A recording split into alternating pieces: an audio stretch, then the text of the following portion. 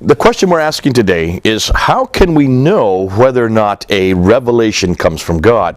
Now, for the Bible, we would not make the same claims that Muslims make for the Quran. Muslims, I hear all the time, say really four things about the Quran: that the Quran is eternal, that the Quran was sent down to a man named Muhammad over a 22-year period from 610 to 632, that it was completed, written down, complete form, around the time of Uthman in 650, and that the Quran we have today is unchanged. Those are the four claims that Muslims make about their revelation, their Word of God. Eternal, sent down, complete, unchanged. Those are the four claims they make. We wouldn't make those same claims. I don't know of any Christians would say that the Bible is eternal. They would not say that it was sent down. We know who wrote it. We know the names of many of the authors. We put the names on the books. Complete, yes, we would make that claim. In the original form, they were complete. But we don't have those originals, so we know there have been many changes. We even warned the readers when the change has happened. Mark chapter 16, verse 9 to 20. We put in the footnotes, these verses are not found in the earliest Greek manuscripts. John chapter 7, verse 53 to John chapter 8, verse 11. Again, another section that is not found in the earliest Greek manuscripts. So, since we don't make those four claims, we don't have to answer those four claims. What we're going to do in this series of videos is to unpack the four claims the Muslims make, holding the Bible to the side, because since that's not a question that we're answering, we want to confront those four challenges, the four claims, and challenge them. So let's start the next videos looking at them. And to do that, we are really asking that the Muslims prove the last two. That it was complete at the time of Uthman in 650, and that it's unchanged. Now, in order to do that, Muslims have to provide a complete manuscript from the mid-7th century that's unchanged. That's it. It's as simple as that. Let's see what we're going to find. What we're going to zero in now is to look at just those last two claims. And what we're asking Muslims simply is very easy. If you do claim that the Quran was complete at the time of the 7th century and that it's unchanged, then prove it. Show us a complete manuscript from the 7th century that's unchanged. The 7th century is only, 1,400 years ago. That's very recent. We have many manuscripts of the New Testament, complete manuscripts like the Sinaiticus right here in the British Library that go back to the 4th century. The Alexandrinus, which is from the 5th century. If we want to go down to Rome, you have the Vaticanus. That's also from the 4th century. Oh, there's about 265 manuscripts, either complete or partial, of the New Testament that predate the 7th century that we have available. So certainly the Muslims, if they make the claim, and they do, that it was complete at the time of Uthman 1,400 years ago and unchanged, prove it. Show us a manuscript that can support that. They can't. Two Muslim scholars, two Turkish scholars, Dr. Tayyar Altıkuliç and Dr. Ekmeledin İhsanoglu, they are both well known in Turkey. They are the ones that have had access to the earliest manuscripts between 2002 and 2007, that 5-year period. They looked at the Topkapi manuscript, which is in Turkey. They are responsible for that manuscript. They looked at the Samarkand manuscript, which is in Tashkent, Uzbekistan. They looked at the Huzayni manuscript, which is in Cairo. They looked also at the Ma'il manuscript, which is right here in London in the British Library, the 2165 manuscript. They also were given access to the Petropolitanus manuscript out of Paris. And then, of course, the last, probably the most famous one, is the Sana'a manuscript, which is discovered in 1975. In Sana'a, Yemen. Those are the 6 major manuscripts that they had access to, and they have given their responses. Now remember, these are both Muslim scholars. They are considered to be the world's authority on the Quranic script, but more than that, they are the only ones that have had access to these 6 manuscripts. And in 2009, they published their findings. I got a hold of them back in 2013, translated into English. It's a 1,000-page book. Al-Musaf al-Sharif is the name of the book, but you don't have to read the 1,000 pages. Just read the introduction, the first 83 pages. And what they tell us in those first 83 pages is that none of these 6 manuscripts are from the 7th century. None of them. And certainly they're not complete. And probably most disturbing, that all of them have changes, corrections in them that don't correspond completely with the 1924 manuscript, the authoritative manuscript that we use today. What we're going to do is we're going to unpack that now, and that's going to be the next thing we'll look to, is unpack each one of those manuscripts and tell you what the Muslim scholars, these 2 Turkish scholars, have found. So what do we know about these manuscripts? What is it that Dr. Tahir Altukulic and also Dr. Ekmeruddin Ihsanoglu, what have they told us? What are they finding? First and foremost, let's look at the Topkapi. That's the one that they've had responsibility for. Looking at the Topkapi, it is 99% complete. The problem is, much of it, that 99%, has gaps. It has either been soiled, it has deteriorated over the centuries, and as a result, there are many, many gaps. So that of the 99% that is there, only 78% can be read. And therefore, it's not complete. What's more, it has 2,270 manuscript variants within that 78% that we can read. 2,270 variants. That means consonantal variants. We're not talking about diacritical marks, the dots above and below the lines. We're not talking about the vowelization, the dhamma, the kasr, or the fatha. We're not even talking about the dagar aleph. We're talking about manuscript variants. And what they're also telling us, and this is probably the most important thing, is that this manuscript is not from the 7th century at all. It is not Uthmanic. It is from the 8th century, the mid-8th century, about the time when the Abbasids start to come into power. So it's a much later manuscript. In fact, it's about 100 years after the time of Uthman. So that's not from the 7th century. It's not from Uthman, and it is not complete. And what's more, it does not correspond with the 1924 manuscript that we have today. Strike one. What about the Samarkand manuscript? The Samarkand manuscript that's housed in Tashkent, in Uzbekistan, they claim that this manuscript is an embarrassment. It only goes up to Surah 43. Much of the Quran is missing in it. And even the material that is there up to Surah 43 is full of errors. It has scribal errors. It has grammatical mistakes. It looks like whoever wrote it, and it could be a compilation of a number of people, did not know very good Arabic. And that's why it's an embarrassment. It's not complete, and it does not correspond completely with the Quran that we have today. What's more, it's also from the 8th century, the first half of the 8th century. The Husseini manuscript in Cairo. Now, both the Turkish scholars and also Dr. François de Roche claim that this is a much later manuscript, possibly the mid to late 8th century or the 9th century. It's a monumental text. It's huge.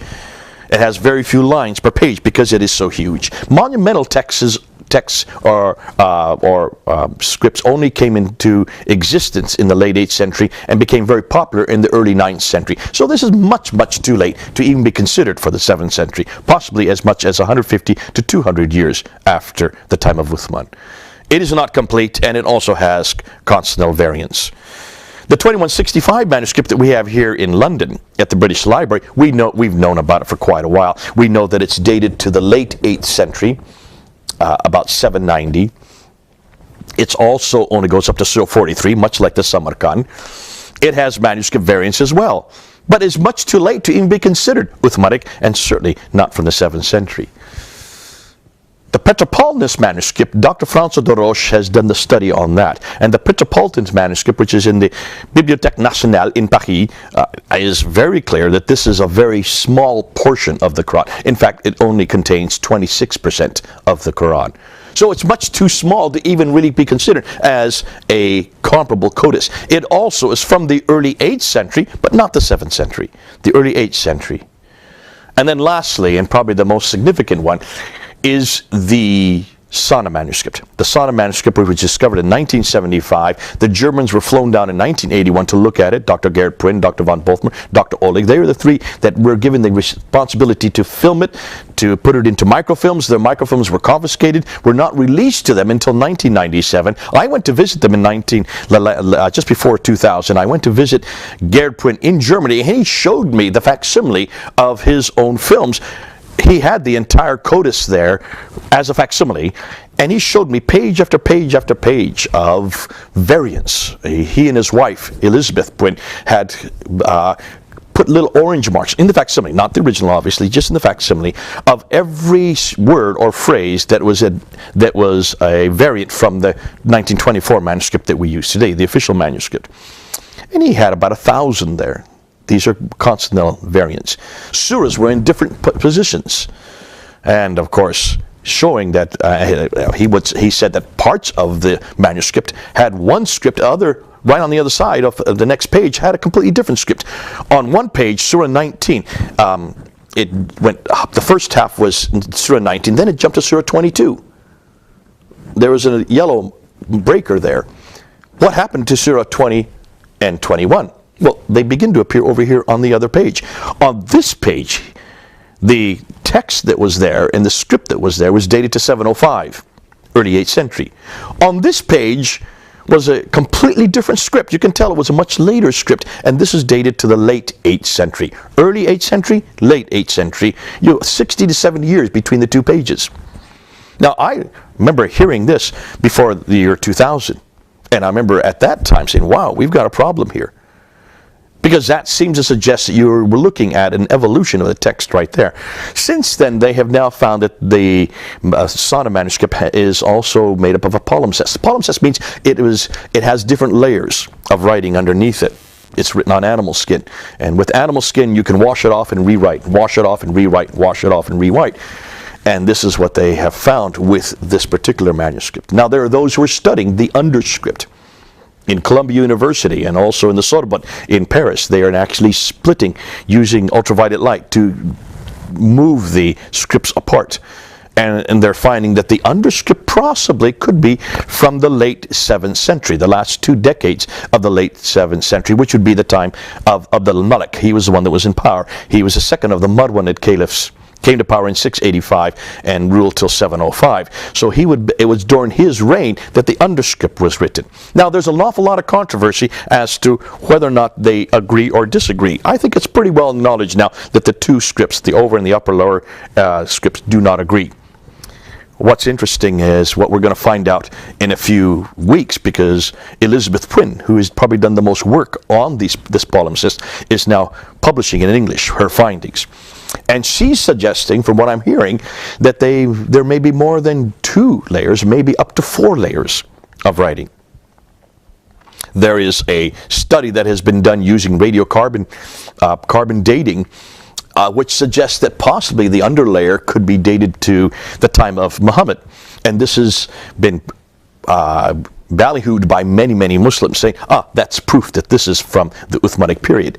Sadeghi is the one that did that study. The problem that Sadeghi is not saying, and which is the elephant in the room, is that anytime you use carbon dating, it's a very inexact science, and it only tells you when the animal was killed, when the deterioration of the skin starts to begin, and that's when the carbon starts to collect, and that's why you can only know really when the animal was killed. But even then, there's such a large number of years that they have to use. In fact, what's interesting, Sadeghi also found out that that same script that he was looking at could be dated to 500 AD, which is even before the time of Muhammad, which would put that a huge amount of doubt and a real problem in the span or in the work in that case. So that is still being discussed. Whether or not it is from the time, the underscript is from the time of Uthman, or even whether or not it's from the late 7th century, as Elizabeth Prinn is suggesting, the time of Abdul Malik.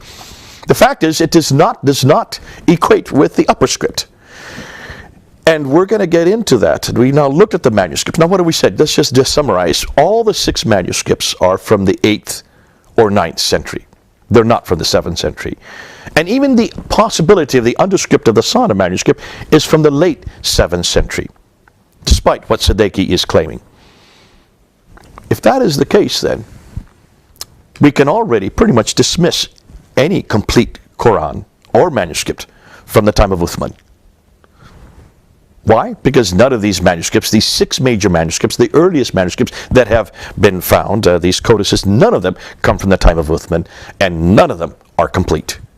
So already we've dispelled that idea that the Quran is complete, or that it's from the time of Uthman. Now we come to the whole problem concerning corrections. Has the Quran changed? Which is really the one I like the most, because this is probably the most damaging part of all this research. Remember what the Muslims say. They say it's eternal, sent down, complete, unchanged. We've pretty much dispelled that it is eternal. That's not really in question, because you can't really prove that or disprove it. Sent down, well, that will be destroyed once you realize that there was no manuscript from the 7th century. So the number 3 destroys number 2, and that we already disproves, because all the earliest codices, none of them come from the 7th century. None of them are complete, and many of them are changed. Now that's the question we're going to ask now, the 4th one.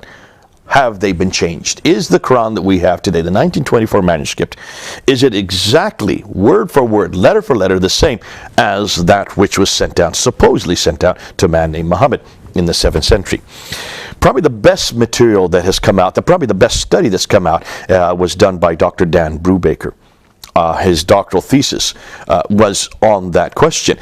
Are there corrections in the earliest manuscripts? And Dr. Dan Brubaker just got his doctorate in the spring of 2014. I came across his doctorate in May of 2014, and then I went and spent a day with Dr. Brubaker at his home. 2 weeks before my debate in September of 2014 there in Toronto. He was living in Toronto. His house is, I won't tell you where his house is, but we spent the whole day unpacking his doctorate. What he showed me, he spent 10 years doing his thesis. 10 years going around the world looking at the 10 earliest manuscripts and some other ones, but these are the 10 major manuscripts, including the 6 I mentioned earlier. Looking at the 10 major earliest manuscripts in existence today, asking one simple question: are there corrections? That's all he wanted to find. And I remember him telling me that possibly he was hoping to find maybe 12, 15, 20 he'd be satisfied with. He found 800. Over 800. Hundreds of changes, of insertions. That means words that are just inserted above the line or below the line or in between gaps. Hundreds of erasers in all the manuscripts, where they've erased part of the manuscript, erased it, and many just left a gap there. Hundreds of erasers with writings that were inserted in the erasers. So they erased it and they wrote over top of it. Many times he found that they just wrote over top it without even erasing it. And then many times they would put tapings, block tapings. Now you might say, well, maybe those tapings are there because there has been a wound in the manuscript, or it has been torn. But when you look on the backside, there's no tear. There's nothing wrong. It's perfectly okay. It's obviously they're trying to cover up a portion of text. Then there were many of these coverings, these long coverings, like tapings, but long coverings that were covered over top of lines or words. And then they would write over top of the coverings. Ooh, I'd love to pick up the coverings and see what they're trying to cover. The same with the tapings. We'd love to look underneath the tapings to see why they have taped over it. It is these that he's found that are proving to be the most damaging. Because not only are they on these major manuscripts that we've already mentioned, what was most disturbing is that these erasers, these insertions, these coverings, these writing over top of coverings, these tapings, 6 different forms of corrections that he found continue right up until the 9th century. They're not just at the beginning, in the 8th century. They continue right through the 8th century up until the 9th century, which means they were still correcting the Quran 200 years after Muhammad. And what's most interesting is every place where Dr. Brubaker found a correction, a covering or insertion or eraser or a taping, in every case, They were standardizing the text, making it uniform, bringing it into uniformity with the 1924 manuscript that we have today. Ooh, I love that. Because that shows me that even the earliest manuscripts were not finalized. There was lots of variations between the earliest manuscripts. And that's why they had to erase it and insert it and put tapings and coverings over top of it to bring it in uniformity so they were all saying the same thing, which should have been done right at the very beginning. I mean, we were told, according to Al-Bukhari, volume 6, hadith number 509 and 510, we're told at that time that this was all done under the time of Uthman. It was Uthman that had Zayd ibn Thabit, along with Zubair, Alas, and Hadith, rewrite the Qurans in one standard form, one uniform text, and then burn all the other manuscripts, according to hadith number 510. So that should have been done in the mid-7th century. No, they were still not burning it, changing it, correcting it, standardizing it, bringing it uniform right up through the 8th century, right up into the 9th century.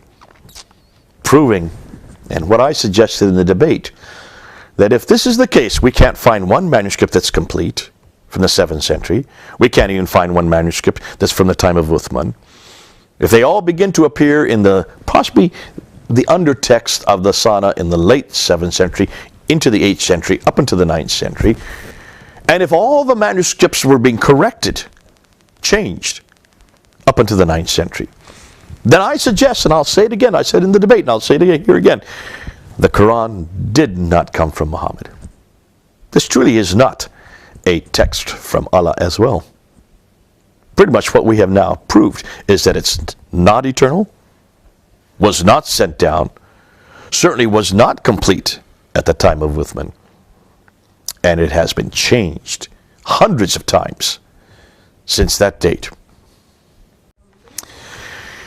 So let's bring this all together. Let's come to some conclusions. We don't say that the Bible is eternal or sent down or was complete. Yes, we would say that, and that it has been changed. We would say, of course, it's been changed. It's the Muslims that make this claim.